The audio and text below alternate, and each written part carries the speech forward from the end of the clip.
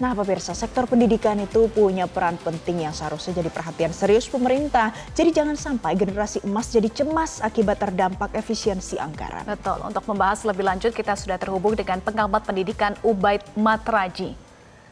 Selamat siang, Mas Ubaid. Siang, Mas Ubaid. Selamat siang. Iya, dengan Eva dan Valen di studio. Mas Ubaid, tadi kita sudah simak apa yang disampaikan oleh Menteri Keuangan Sri Mulyani sudah menyatakan kalau beasiswa KIP Kuliah, LPDP, dan beasiswa Mendikti Saintek atau Kementerian Dikti Saintek itu tidak kena efisiensi anggaran. Apakah dengan pernyataan Menteri Keuangan Sri Mulyani memberikan rasa tenang, pelajar kita sudah bisa bernafas lega, Mas Ubaid? Ya, saya berharap statement dari Menteri Keuangan itu benar ya, bahwa jatah Kartu Indonesia Pintar baik untuk kuliah maupun di sekolah itu tidak terdampak pada pemangkasan anggaran ini. Meskipun tentu saja pernyataan Menteri Keuangan ini belum menenangkan hati masyarakat. Karena kemarin kalau kita paparan dari Menteri Pendidikan Dasar dan Menengah, kemudian Menteri Pendidikan Tinggi dan Saintek, itu di paparannya jelas ya bahwa ada pemangkasan sekitar 8 triliun di dasar menengah, kemudian 14 triliun di Dikti Saintek. Itu ternyata ada poin-poin beasiswa yang terdampak, termasuk misalnya dalam paparan Menteri Pendidikan Tinggi itu KIP kuliah itu di presentasi PPT-nya itu terdampak gitu ya. Kemudian di pendidikan dasar dan menengah yang disampaikan oleh Pak Menteri dan juga Bu Sekjen itu ada tampilan PPT yang beasiswa di level pendidikan dasar dan menengah itu tidak hanya PIP, tapi ada beasiswa prestasi, ada beasiswa unggulan dan jenis beasiswa yang lain itu juga ternyata terdampak adanya pemotongan ini gitu. Jadi ini di mata masyarakat masih simpang siur ya antara presentasi waktu pertemuan dengan Komisi 10 Menteri Pendidikan Dasar dan Menengah, kemudian paparan dari Menteri Pendidikan Tinggi itu berbeda dengan statement dari Menteri Keuangan.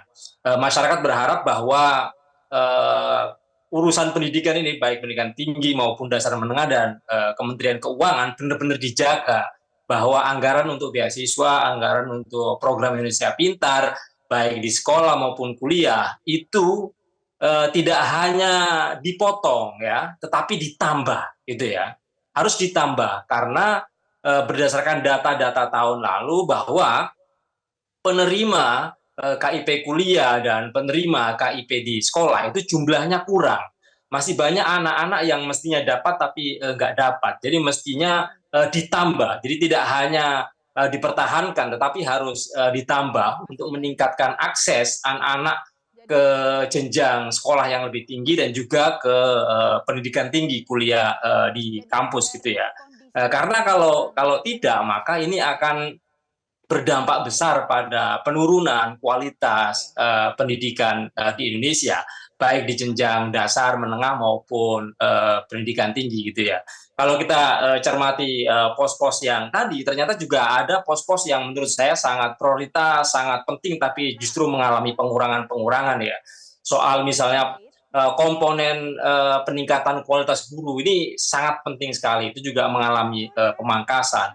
Kemudian ada pendidikan profesi guru ya, PPG juga mengalami pemangkasan. Bahwa benar yang disampaikan oleh Menteri Keuangan itu pos-pos penting itu masih tetap ada. Tetapi kalau ada tetapi budgetnya dikurangi ya, budgetnya dipotong, otomatis ini berdampak pada penurunan ya capaian peningkatan kualitas yang ditargetkan, yang terjadi malah penurunan kualitas karena pos-pos penting misalnya di 2025 akan ada penerimaan peserta didik, ada penerimaan murid baru, kemudian ada penggunaan pendekatan baru, deep learning dan seterusnya. Ini pasti akan membingungkan guru, tenaga pendidik gitu kan di jenjang pendidikan dasar dan menengah. Nah, kalau anggaran untuk ini itu dikurangin tentu akan mengurangi ya kemampuan proses belajar di sekolah menjadi lebih baik gitu ya. Kemudian tunjangan untuk guru-guru non ASN ya, tadi juga dipaparkan di situ, memang masih ada. Tapi pertanyaannya adalah ketika anggaran itu dikurangi ya, maka guru-guru yang non ASN yang hari ini guru-guru honorer juga itu sudah berdenyut-denyut itu jantungnya. Mereka tidak ingin seperti 2024 kembali terjadi di 2025, di mana ada kebijakan cleansing guru Mas honorer, Ubaid. yaitu pemecatan guru honorer secara sepihak di tahun 2024. Nah, kalau anggaran tunjangan untuk guru-guru non ASN ini diberlakukan, maka Mas Ubaid, bisa dipastikan ya, tidak hanya UKT yang mahal, tetapi Mas Ubaid, nanti guru-guru yang non baik. ASN ini terdampak pada pemecatan secara massal. Itu yang sangat mengkhawatirkan. Baik, Mas Ubaid, sorry saya potong Mas Ubaid. Jadi kalau dari yang Anda lihat di lapangan ini, alokasi anggaran ke pendidikan di Indonesia ini, apa yang tidak tepat sasaran? Dan tadi kan Anda mintanya ditambah, tapi dikoreksi terlebih dahulu, apa yang mungkin tidak tepat sasaran sampai harusnya nanti ada efisiensi? Singkat saja boleh Mas? Ya, yang sebenarnya yang tidak tepat sasaran adalah pada hal-hal yang bukan prioritas gitu. Nah, apa saja hal yang prioritas ya? Menurut saya, hal yang ditangani oleh Kementerian Pendidikan Dasar dan Menengah itu adalah hal yang prioritas, karena itu adalah yang digariskan dalam Undang-Undang Dasar 45, yaitu penyelesaian pendidikan dasar dan menengah, atau kita punya target dalam RPJPN, RBCMN, kemudian peta jalan pendidikan itu adalah wajib belajar 13 tahun. Nah, dari total anggaran pendidikan 724 triliun, apakah kita bisa terima ya bahwa Kemendikdasmen itu hanya mengelola 4% dari 724 triliun atau 33 triliun kan, kemudian dipotong 8 triliun menjadi 26 triliun.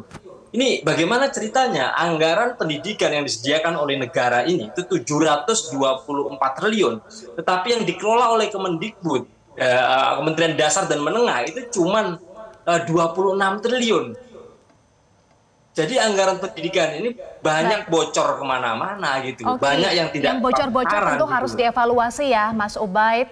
Dan tentunya jangan sampai generasi emas malah cemas, jangan sampai ada efisiensi yang paling terdampak adalah pelajar ya. Kalau ada statement dari Kementerian Keuangan, semoga itu betul-betul bisa terlaksana, memberikan dampak ketenangan bagi pelajar. Terima kasih pengamat pendidikan Ubaid Matraji sudah bergabung bersama kami di Newsline. Terima kasih Mas Ubaid.